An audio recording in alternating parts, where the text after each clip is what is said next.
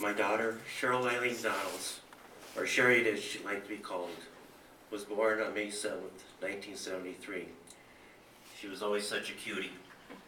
Growing up, she always had friends, even though somewhat reserved. She was independent and lived life the way she wanted to. In school, she excelled in classes and with teachers that she liked. In other classes, well, let's say she passed. Her sixth grade teacher said of her, "Seems to lack confidence in her abilities. She will at times give up. I believe because she doesn't think she can do it. I believe this to be relevant to her later life." In middle and high school, her teachers always rated her either 1 or 2 in cooperation, with 1 being the best. This showed up in her personal life, as she always got along with my wife and myself. Seldom an argument. This cannot be said about a relationship with her older sister, Michelle. I remember many a fight. Always responsible, never a complaint from a neighbor, teacher, police. Even while driving, never a ticket or an accident. Possibly she hid things well from us, like when the vegetables, especially peas, would slowly disappear at dinner time. I found out later from her sister they were hidden in their napkins and disposed of on their trips to the bathroom. Michael Lund dated Sherry for 5 years during her teenage years, and his favorite memory was during one severe Minnesota blizzard when Sherry came to visit him. I quote, "I sat near my kitchen window in darkness. I felt lonely and sad, when suddenly she came stumbling through knee-deep snow past my window. That moment and that feeling has never left me. It warmed me and does so to this day, some 20 years later." She graduated on time from Armstrong High School in 1991. She then attended beauty school but dropped out. Also during this period, she moved in with her new boyfriend, Nick. Over the next 10 years, jobs came and went, as did the boyfriends. Also over this time, we began to see less and less of her. Occasionally, from 2001 to 2005, we would receive a call, usually to ask if we had any birthday or Christmas money for her. We always did. The money was sent by Western Union to some new city, for she had moved from Minnesota. We didn't want to close the door on her, even though we did not see her. It was always open for her to come back into our lives. In 2004 and 2005, she and James, another new boyfriend, found themselves in San Jose, California. In August of that year, James took off with her motorhome and all her possessions and money, and was never to be seen by her again. She was now homeless. On April 30th, 2006, she was arrested for drug possession in Tulsa, Oklahoma. She then spent some time in Panama City, Florida, details of which are unknown. In September 2006, we received a letter from a new city, this time Los Angeles. Note the neat writing. Along with this letter came a current picture.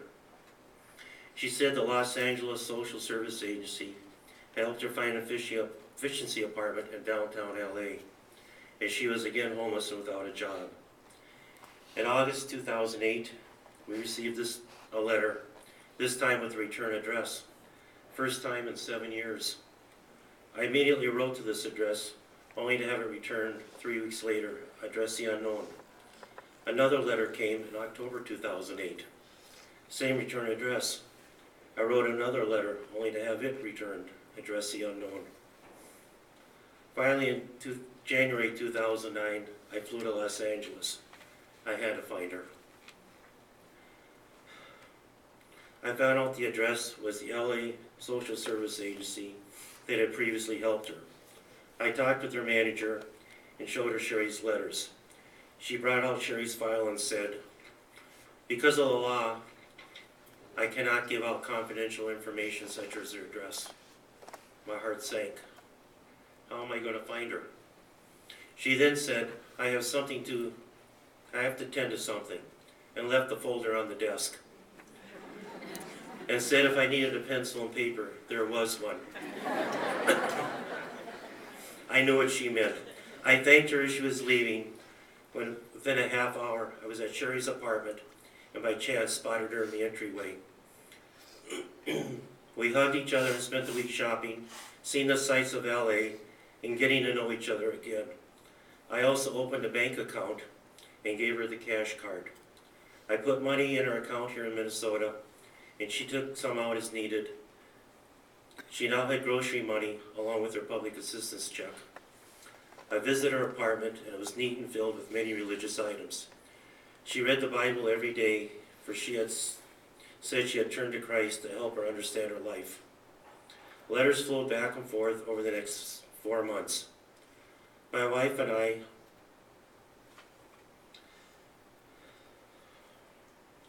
Anne-Marie visited her in May of 2009 to celebrate her 36th birthday. Cheryl announced she had another new boyfriend, and he asked to marry her, and she accepted. We made plans to come back in January 2010 for another visit and to meet him. On June 2nd, 2009, we received another letter. Note that writing is extremely different. With this letter, we also received the following Stargazer poem. Searching for signs of life, will my Creator pass me by? Quietly I wonder, so much sorrow inside. The universe vast and endless, stargazer cries awaiting the Creator and wondering why. At that time I did not understand what it meant, but I would soon know. We were awakened at 4:30 a.m. on June 9, 2009 by the phone ringing. Caller ID said, LA Coroner. Right away I knew what it was. One of my first words were drug overdose. No, she said suicide. The coroner said Sherry had jumped from the 12th floor of her LA apartment building. I couldn't believe it, not by a person that endured so much and for so long. On June 10th, the same day that my wife and I were preparing Sherry's funeral, we received a thinking of you card from Sherry. That Friday I went with my niece, who lived in San Diego, to Sherry's apartment. It was spotless as usual. There we found a prescription dated the Saturday before that hadn't been filled yet. My niece, who was a nurse, said, that is for depression. With that one word, Sherry's life had been put in perspective. Boyfriends, jobs, and cities came and went. Occasional drug use. She always seemed to be searching, giving up, and moving on. They're turning to religion, and finally the Stargazer poem. I also found a Happy Father's Day card on her dresser, which was meant to be sent, or was it meant to be found by me. She wrote on the card, to the best dad in the world. Sherry could fight off the world, but not her inner demon, depression. Since then I realized how bad things happen to good people. The same year, 2009, family friends lost their 42-year-old daughter to cancer, and personal friends lost their 30-year-old daughter in an automobile accident. Do I blame anyone? Tough to answer. I do know that doctors should recognize more of this serious depression. Don't just give a prescription and say, come back in 30 to 60 days. Also, why was she off her medication? Didn't she think she needed it? Also, why didn't she fill her prescription? Do I blame myself? No. We tried to make her part of our family again and helped her out financially. Plus the 2,000-mile distance made seeing her more difficult. Obviously, she has suffered from depression a long time, probably to some degree all her life, and in the end it won. I can now see her final downslide, the turning to religion for answers, the handwriting which was not like her, and the Stargazer poem. Looking back, her death has certainly changed my life. Little things don't bother me anymore, for I know now what tragedy and problems really are. My wife Anne-Marie and I volunteered at Feed My Starving Children. I'm an ongoing volunteer at a homeless shelter. When thanked at the shelter, I tell them I'm trying to give back, as my youngest daughter was once homeless. They seem thankful that I'm doing it because I want to, and not to fulfill some college community service requirement. And my family and I have learned to go on with a big hole in each of our hearts. At this time, I want to thank the following three individuals, Bev Chipman and Mary Sodergren of the Golden Valley Safe Support Group, who have helped so many persons such as myself. And I want to thank them for asking me to talk about my youngest daughter. Michael Lunn. Since learning of Sherry's death, he has shown our family much love and support. Michael would have made a terrific son-in-law, but it wasn't meant to be.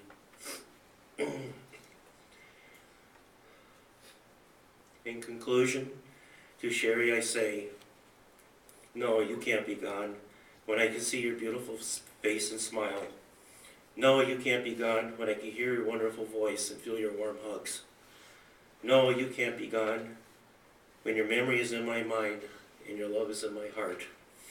No, you're not gone, for this is just a temporary parting until that time that we're together again. Until then, we miss you, we love you, and we always will. Thank you.